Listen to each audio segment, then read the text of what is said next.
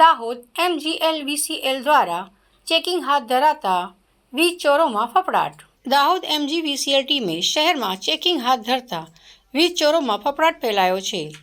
Vigilance team તપાસ દરમિયાન 18 જેટલા શંકાસ્પદ મીટરો કબજે લઈ અને પ્રયોગશાળામાં વિજિલન્સ ટીમે પોલીસને સાથે રાખી તપાસ હાથ ધરી હતી.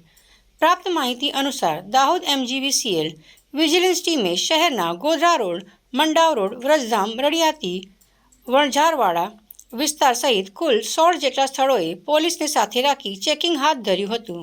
વડોદરાથી આવેલી વિજિલન્સ ટીમે તપાસ દરમિયાન 18 જેટલા શંકાસ્પદ મીટરો કબજે લીધા હતા અને આ મીટરોને પ્રયોગશાળામાં મોકલ્યા છે.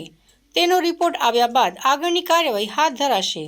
વિજિલન્સની ટીમે શહેરમાં ચેકિંગ હાથ ધરતા વીજ ચોરોમાં ભય સાથે ફફડાટ ફેલાયો હતો.